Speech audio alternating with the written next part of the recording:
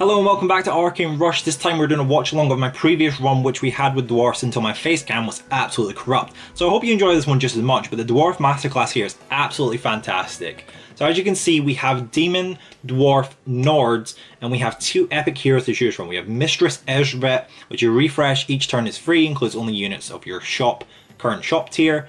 Or we have the Blitz Lizard, the Blizzard, as I'm trying to explain. You can see my mouse placement, which is a zero cost ability, which you transform a golden ally into a different golden unit, which just isn't great, because normally if you're getting a unit golden, you want that to stay golden for a reason. Unless you're pretty early on and you're using Doggo or some of the gnomes that you just kind of want to change out. But realistically, we go with Mistress here, because that gives us units of our tier shop and a free refresh to begin the game off. And it's pretty solid. We have Demon, Dwarf, and Nords. And we confirm that hero into that there. Looking at the board, someone else is using this and someone else on the other team is using the same hero as us. We then jump into this match and don't really see any, we didn't see any like dwarfs. And then we managed to get refreshed, seen a dwarf which gives us a refresh for free, which we probably should have taken at that point. He says give it one less, but it's essentially free because your refresh is always going to be one. We do, I think, come away with a win in this one. That unit did not spawn in and really just sucker attacked us there and tried to slap us up. But a 4-4 baseline stat's pretty solid for your first unit to go in with. We have a refresh for free, but I think we upgrade the shop on this one because there's no point waiting around in Dwarfs. Get as high as possible. We take a discounted armor, which will benefit us in the long run. We'll be able to see after 4 turns and get a dream roll, by the way. Absolutely froze that shop. We have Taunt, or like Kickstart, we have Hurt, Give a Brew, and the Anvil, which gives our brews stats upon stats. We lose that one, but we upgraded the shop. We took the shop sacrifice over a unit on the board.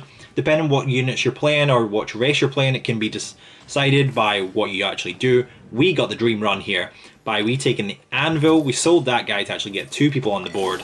Took the Anvil, took that guy for the Kickstart, froze the guy that's hurt, because he is a bit low baseline stats, but he is good. Our brews are now free, as you can see there. And honestly, it's just the beginning of how good we actually get. They took the same relic as us, this opponent, where they have like respawns. Do I win this one? No. I lose that one, so we're on free trophies. A tier shop 2 with a unit to come in that we can take this turn. I don't know if I take it or upgrade the shop really though, because we don't see in a 6-6, but we can take it with the ability of getting the free refresh. We have 2 turns before our relic expires, so we didn't have to worry about that one and kind of wasting that ability. We take the summoner, or do we take the 3+3 permanently? 3+3 permanently makes much more sense because it gives our unit stats after he dies. Put him in position 1 so he attacks first, so there's every chance that he will die, the best chance possible, especially with a taunt unit on the board. But our units will give the brews to that guy. I don't believe he dies. He might here. And no, he didn't actually, so we didn't even get that benefit, but our Anvil got really strong, as you can see. It was a 15-12 by the time that matchup ended, and we're on 6 trophies. Looking pretty solid because the rest of the board, well, kinda. The 4 trophies there kind of snuck up on us, but we were feeling pretty confident going into that one that we could upgrade the shop, trigger our playability, or give our units 2+2. We went for the stats, and we give a refresh, another refresh, and then another refresh, and we've seen another one of that stone guy. I think his name's Stone, but anyway, the red guy, as you can see at the top right there, who gets a brew. That guy eventually dies now, but it's over for the opponent. But we got the 3+3 stats onto our unit at least once for his ability, so he was worthwhile buying to trigger that. Puts us up to 9, puts us in second. There was someone undefeated in this run. I did not notice that the first time around. But we're looking at the rest of the board. We're seeing the same hero as us. We end up going up against someone. I don't even know what that unit does, but our shop has been lowered to cost 3 to upgrade it. We play another unit on the board. We then take the Travel Anvil, which gives us tier 5s. Our brews at that point, I believe, are 5-5 because of the 2 units we have on the board, plus an Anvil given up to that. Then their baseline stats have already been 1-1. We're refreshing the shop.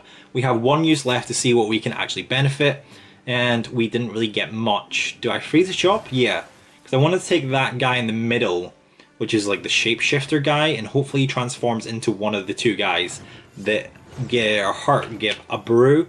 That was a whole game plan around that one. Our brews are now 5-5. I thought they were higher. Why are they not higher?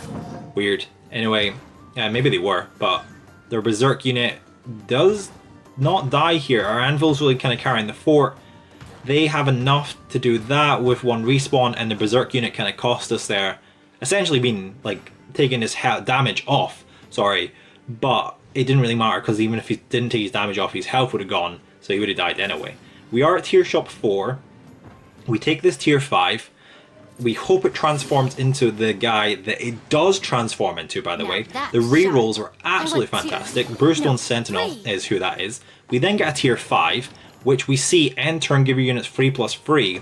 We then have a free refresh on the shop. Refresh, yet an absolute god of a tier 4.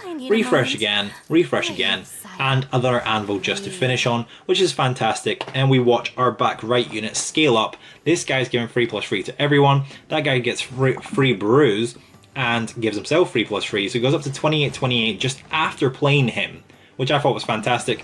This didn't even matter. We gave a runner brew to the back right guy, but honestly, it wasn't even going to get touched. Our hurt ability trigger in there as well.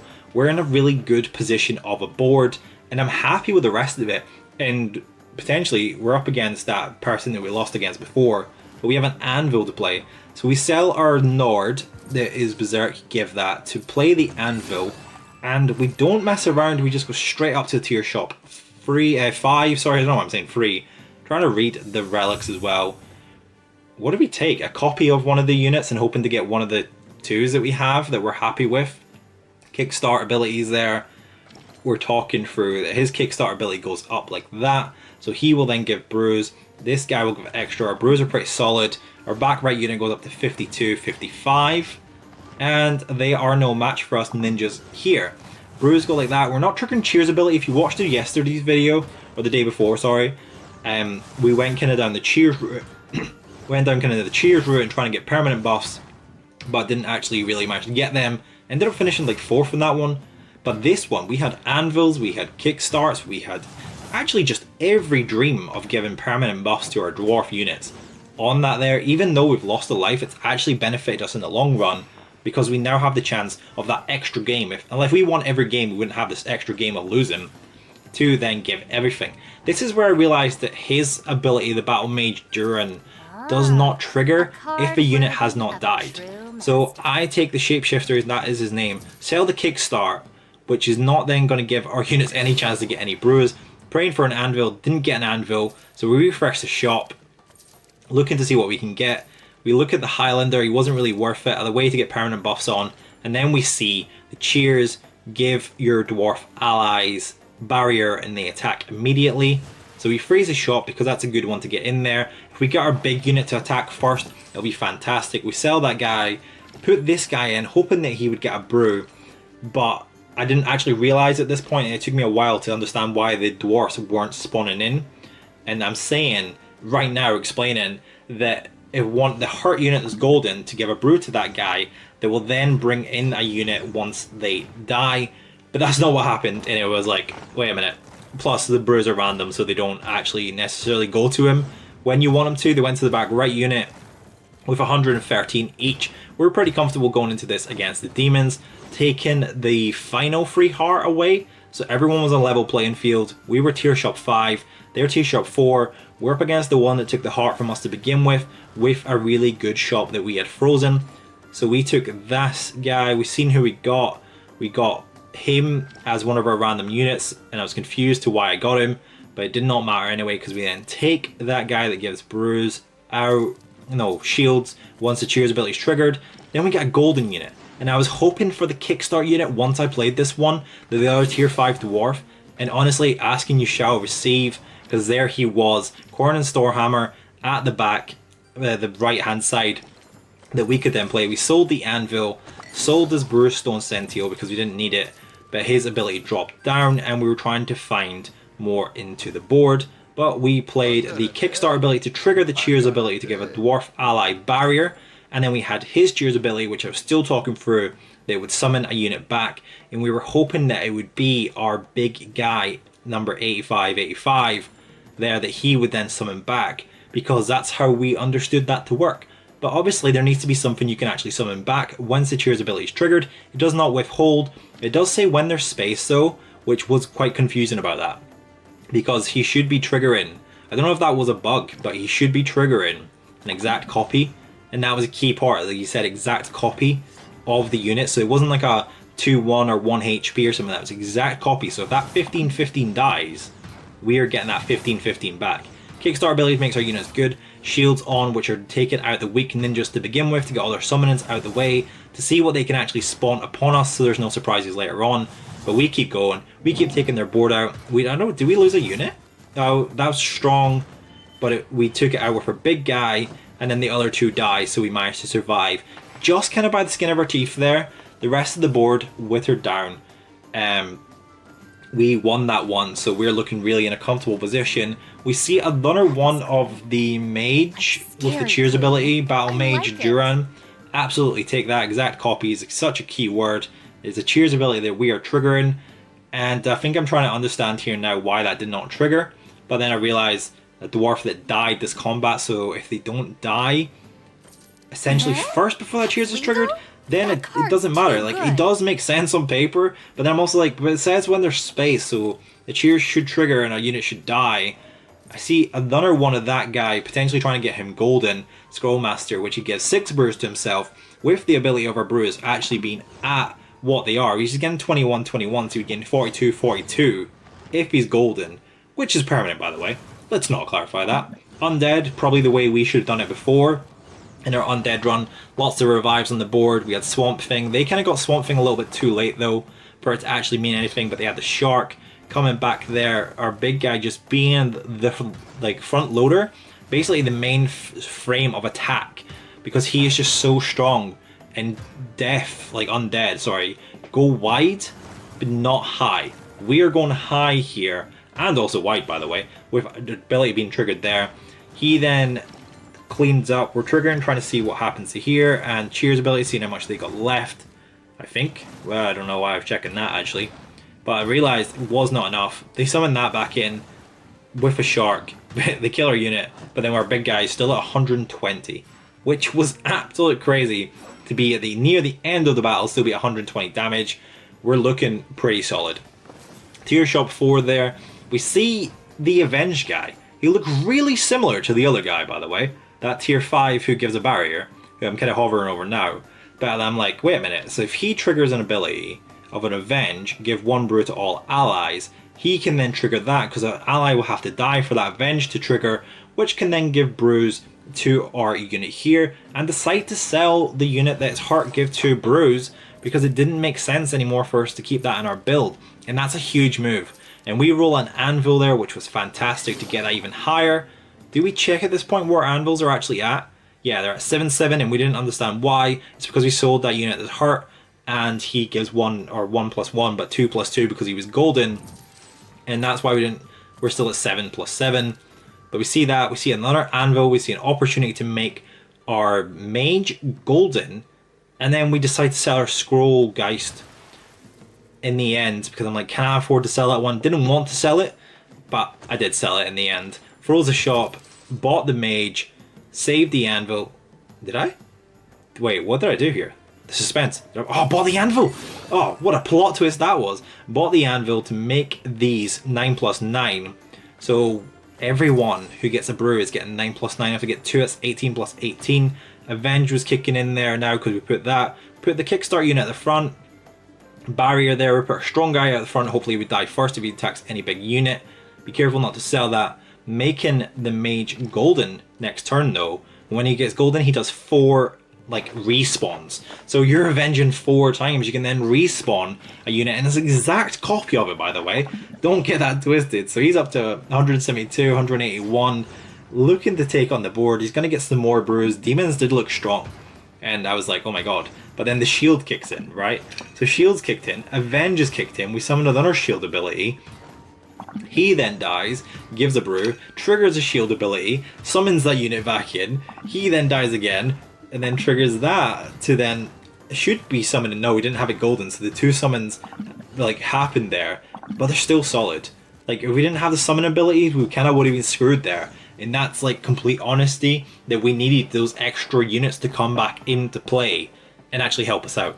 But we had 2 hearts here after losing the life earlier on. We're up against the person that actually took our first heart from us, making this guy golden, looking for like these. Whoa, that's great. So we can buy, we bought 2 of him because we actually could, which then I believe golden gives 4 barriers and then triggers like with the cheers ability, which we have cheers ability triggered because we have a kickstart.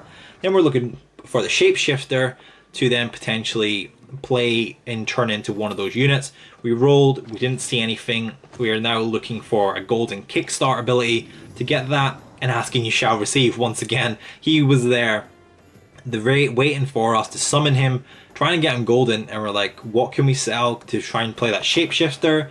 But we just have everything set up so nice. That guy goes up to 208, and then we have abilities that will trigger left, right, center, avenge. We'll do that, and the guy at the back left gives us some strength. Look at this. Ninjas are no match for us. We're going 18. We're wiping out the small units so their bigger ones come in. The first attack is so annoying. Like, I've had so many trouble. It's great. Like, it's a great addition because ninjas really changed the game. Like, you need really strong like units to defeat against the ninjas that can scale really high, like that one that summoned in, and they're really strong at the minute. But we're getting summonings back in, left, right, center. You died. Avenge. Summon him back in. We actually summoned on our Kickstart ability, which was kind of crazy. I ended up summoning 3 Kickstart abilities, which helped us out because they're just so strong. And we got there. But like, it would have been great if we could have got the golden then. But that didn't really matter just because we had 1 matchup left. We're looking for 4 abilities to trigger now. If we had the other guy that gives 3+3, where we brew and then upgrade that, that would have been alright as well. But we got the refresh, looking for that Kickstart ability, and there he was. After like 4 refreshes, we absolutely got him. We played this guy just to get him out of our hand. We end up getting that. We refresh a couple of times, see if we can find it. The Avenge unit, we did not really get it. There was a way to play this guy to get that, but then we realized the Avenge unit was actually only 4, like tier 4. And this didn't matter. We just took whatever was there and rolled into the last matchup. Absolutely fantastic. Look at that. That looks like a really weak board, by the way. 217, 38, 34, 50, 64, 36, 50, 17, 21. A really strong unit at the front really kind of carried us here, and especially against these really strong demons. But when the brews kick in, oh, absolutely forget about it. He's triggering everyone to attack. We took out some units, then we get the Avenge to summon that back in, and then we die again. We get the Avenge, his ability then re-triggers as well, we forgot about that part. We get the Avenge to get our 307 back, so we just got like a 614 for absolute no reason just by playing brews, the Avenged, and that was the perfect run that we could ever ask for Dwarfs. And I hope you enjoyed it as much as I did. I actually enjoyed reliving that and seeing the masterpiece come together. Like I said, let me know how you get on the Dwarfs, and I'll see you guys on the battlefield.